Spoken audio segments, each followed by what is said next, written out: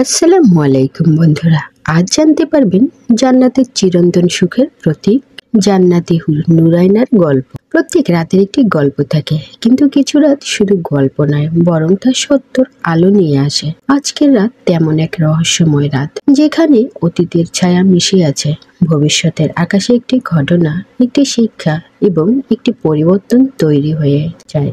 কারণ আপনি এখন শুনতে চলেছেন এমন এক গল্প, যা শুধু শোনার জন্য নয়, বরং ভাবনার জন্য, বোঝার জন্য এবং জীবনের পথ খুঁজে নেওয়ার জন্য। জান্নাতি হুরের একটি গল্প।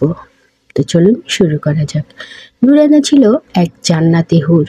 তার সৌন্দর্য ও কোমলতা ছিল এমন, যা পৃথিবীর কোনো ভাষায় বর্ণনা করা সম্ভব নয়। তার চোখের আভা ছিল চাঁদের আলো থেকে আরো উজ্জ্বল। তার হাসি ছিল মিষ্টি ও সুমধুর। জান্নাতের বিশাল বাগানে সে নির্ভয় হাঁটত।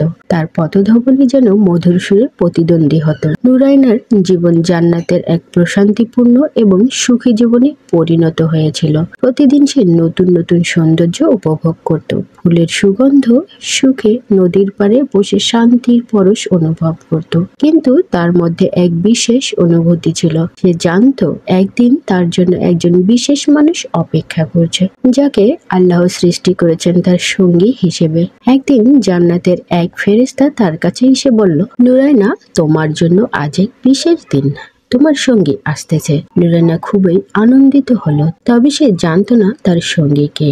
ফেরেশতা বলল, তুমি জানো যে ব্যক্তি দুনিয়াতে আল্লাহর পথে চলছিল, ইবাদত করত, তার ধৈর্য ও সৎ পথে থাকার পুরস্কার আজ তোমার সঙ্গে দেখা করাবে। নুরাইনা ভাবছিল সে ব্যক্তির জন্য কি ধরনের অভিজ্ঞতা অপেক্ষা করছে। কিছুক্ষণ পর দূর থেকে এক আলোকিত সত্তা তার দিকে এগিয়ে আসতে দেখলো। সে দরজার কাছে গিয়ে তাকালো এবং অনুভব করলো যে সে সেই মানুষকেই দেখছে যাকে আল্লাহ তার জন্য তৈরি করেছেন। সে ব্যক্তি ছিল একজন সৎ নেককার মুমিন, যে তার জীবনে কঠিন পরীক্ষার মধ্য দিয়ে আল্লাহর রাস্তায় চলেছিল। মৃত্যুর পর তাকে জান্নাতে প্রবেশ করার সুযোগ দেওয়া হয়েছিল এবং সে জান্নাতে তার সবচেয়ে বড় নিয়ামত নুরাইনার সঙ্গী হয়েছিল। নুরাইনা সেই ব্যক্তির কাছে আসলো এবং তাদের চোখের মধ্যে এক আকর্ষণীয় সংযোগ অনুভব হলো। সে জান্নাতের সবচেয়ে সুন্দর উপহার তার সঙ্গীকে পেয়েছিল, আর তাদের জীবনের পথ এক হয়ে গেছিল।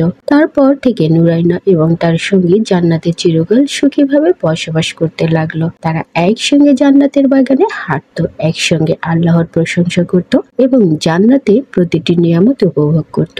এভাবেই আল্লাহ তার বান্দাদের জন্য জান্নাতের সবচেয়ে সুন্দর ও মূল্যবান উপহার হিসেবে হুরদের সৃষ্টি করেছেন। তারা শুধু সৌন্দর্যের প্রতীক নয়, বরং জান্নাতে চিরকাল সুখী জীবনের অংশীদার। এটি ছিল নুরাইনা ও তার সঙ্গীর কাহিনী, একটি প্রেমের গল্প, যে জান্নাতের চিরস্থায়ী সুখের প্রতি আমাদের শেখার আছে যে ধৈর্য ধরে আল্লাহর পথে চলে তার জন্য অপেক্ষা করে জান্নাতের নিয়ামত। আমরা কি সেই পথেই আছি? আমাদের কি মনে আছে যে জান্নাত একটি সত্যি এবং সুন্দর জগৎ, যেখানে কষ্ট বলে কিছুই নেই? আজকের এই গল্প আমাদের মনে করিয়ে দেবে, আমাদের কাজ হলো আল্লাহর দিকে ফিরে আসা, আমাদের ইবাদতকে সঠিকভাবে পালন করা। আল্লাহ আমাদের সবাইকে সেই পথে পরিচালিত করুন, যেন আমরা জান্নাতে প্রবেশের সৌভাগ্য অর্জন করতে পারি।